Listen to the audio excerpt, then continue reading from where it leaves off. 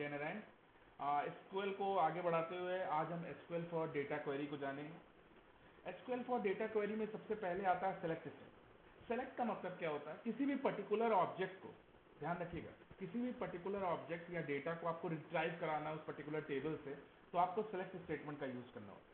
Select attribute name, मतलब attribute name का मतलब यहाँ पे हमारा फील्ड नेम से है, तो select attribute 1, attribute 2, attribute 3, attribute n, जितनी भी पर्टिकुलर कॉलम से आपको डेटा को रिट्राइव कराना है उस पर्टिकुलर कॉलम को आप वहां पे कॉमा डाल के लिखो। फ्रॉम टेबल, जो भी टेबल से आप डेटा रिट्रीव कराना चाहते हो तो वो टेबल नेम आप, ये मैंडेटरी है। सेलेक्ट के साथ फ्रॉम का मैंडेटरी है कि आप सेलेक्ट जब भी स्टेटमेंट का यूज करोगे तो आप फ्रॉम क्लॉज का जरूर यूज करेंगे। तो सेलेक्ट एट्रीब्यूट 1, एट्रीब्यूट 3, एट्रीब्यूट 4, जितनी भी टेबल से आपको रिट्रीव कराना है एट्रीब्यूट n तक आप कॉमा डाल के लिखो। From table name. Where clause यहाँ ऑप्शनल, जब भी हमें वेयर क्लॉज का यूज करना होता है तब हमें, जब भी किसी पर्टिकुलर स्पेसिफिक डेटा को हमको रिट्रीव कराना होता है तब हम वेयर क्लॉज का यहाँ पे यूज करते हैं। अदरवाइज आप डायरेक्ट सेलेक्ट करके फ्रॉम का यूज करके सेमीकोलन लगा के एग्जीक्यूट करो, स्टेटमेंट रिट्रीव होके आएगा। ठीक, ध्यान रहे, अगर आप चाहते हो कि नहीं पूरे टेबल में से डेटा, आप किसी दो टेबल में से नहीं, आप पूरे टेबल में से डेटा निकालना चाहते हो तो डायरेक्ट एस्टेरिस्क का यूज करते हैं एसक्यूएल में। एस्टेरिस्क मतलब ऑल, जैसा अगर आपको पाइथन में याद हो कि हमने एस्टेरिस्क का मतलब बताया था जब भी हम काम कर रहे थे डेटा को रिट्रीव कराने का, तो एस्टेरिस्क का मतलब होता है ऑल। तो यहाँ भी जब भी हम डेटा को रिट्रीव कराते हैं तो select asterisk from table name में, इसका मतलब एस्टेरिस्क जितनी भी टेबल, उस पर्टिकुलर टेबल में एट्रीब्यूट पड़े हुए हैं सबके सब डेटा रिट्रीव हो गया है। ठीक, ये एग्जांपल हमने लिखा हुआ है, देखिए सेलेक्ट एस्टेरिस्क फ्रॉम स्टूडेंट, तो ये डेटा रिट्रीव होके आ गया। ठीक, अब मैं आपको एग्जांपल दिखाता हूँ। सपोज पर्टिकुलर कॉलम से, यहाँ मैं अपने एसक्यूएल को ओपन कर लूँ। ये देखिए, सपोज हमने लिखा सेलेक्ट, सपोज हमको सिर्फ GUID का लेना है, GUID का फ्रॉम, एक मिनट पहले डेटा को हम यूज कर लें नहीं तो ये एरर दे देगा। यूज स्टूडेंट अटेंडेंस, हमने डेटाबेस को यूज कर लिया। अब हम ये हमेशा ध्यान रखिए, जब भी आप फ्रेश एसक्यूएल को ओपन करेंगे आपको हमेशा डेटाबेस का यूज करना ही होगा, क्योंकि बार बार हमने बताया कंप्यूटर में लॉट्स ऑफ डेटाबेस पड़े हुए हैं। आपको उसका यूज करने के लिए आप पर्टिकुलर कंप्यूटर को आपको ये बताना होगा कि इस डेटाबेस को हमको अपनी क्वेरी में यूज करना। तो हमने लिखा select GUID from student, student जैसे ही हम लिखेंगे, कॉमा लिखेंगे, देखिए सिर्फ GUID निकल के आएगा। ये पर्टिकुलर स्पेसिफिक कॉलम, आपको पूरा लेना है तो आप लिखते हो select asterisk from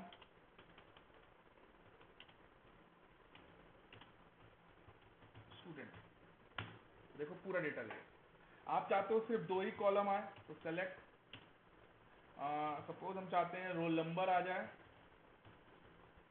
comma S name आ जाए,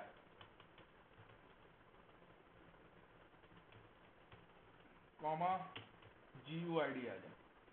हम कोई इसी तीन कॉलम को चाहते हैं, डेट ऑफ बर्थ नहीं चाहते हैं, फ्रॉम स्टूडेंट, तो देखिए सिर्फ यही तीन कॉलम आ जाए। इस तरीके से हम सेलेक्ट का यूज करते हैं। नेक्स्ट चलते हैं रिट्रीव सिलेक्टेड कॉलम। ये भी हमने बता दिया, किसी भी पर्टिकुलर कॉलम को आपको रिट्रीव कराना, सपोज आपको एस नेम कराना है तो सिर्फ एस नेम का डेटा आएगा। यहाँ पे आप देखो हमने सिर्फ GUID किया तो GUID निकल के आया। आप चाहते हो सिर्फ डेट ऑफ बर्थ निकल के आए तो select as date of birth from student, तो देखो सिर्फ डेट ऑफ बर्थ निकल के आया उस पर्टिकुलर टेबल में। इस तरीके से हम किसी भी पर्टिकुलर कॉलम को अगर हमको रिट्रीव कराना तो भी हम करा सकते हैं। नेक्स्ट चलते हैं रीनेमिंग ऑफ अ कॉलम। आपने देखा एज डेट ऑफ बर्थ बहुत लंबा था, बहुत लंबा था, उसको हम एलियास के तौर पे यूज करते हैं। एलियास का मतलब एज दिस, आप एज लगा के यूज करोगे, मतलब as date of birth, as name from student, तो मतलब DOB अगर हम लिख देंगे तो भी DOB से वो डेटा निकल के आ जाएगा। रीनेम करने का कॉलम, रीनेम ये टेम्पोररी बेसिस पे रहता है, ये परमानेंट बेसिस पे नहीं होता। पर्टिकुलर, उस पर्टिकुलर टाइम के लिए जब भी आप डेटा रिट्रीव करा रहे हो उस पर्टिकुलर टाइम के लिए वो डेटा रीनेम होगा, परमानेंटली नहीं होगा। ठीक, चलिए देखिए जैसे हमने ये भी क्वेरी लिखी थी एज डेट ऑफ बर्थ, इसको भी हम एज DOB लिख देते हैं, DOB फ्रॉम स्टूडेंट। देखो अब यहाँ पे देखो एज डेट ऑफ बर्थ लिखा था, यहाँ पे DO भी आ गया, तो पर्टिकुलर कॉलम के लिए। लेकिन अगर इसको हम फिर से हम लिखेंगे सेलेक्ट, देखिए यहाँ पे डेट ऑफ बर्थ ही शो कर रहा होगा, सिर्फ टेम्पोररी पर्टिकुलर के लिए। किसी भी टाइम पीरियड के लिए अगर आपको उस कॉलम का नाम आपको रीनेम करना है, तब आप यहाँ पे उस पर्टिकुलर एलियास नेम में आप उसको फीड आउट करें। ठीक, होप कर रहा हूँ इतना आपको समझ में आया होगा। जो भी क्वेश्चन थे इसके रिलेशन में उसको क्लास में आज जरूर पूछेगा। आज के लिए इतना ही, थैंक यू, जय नारायण।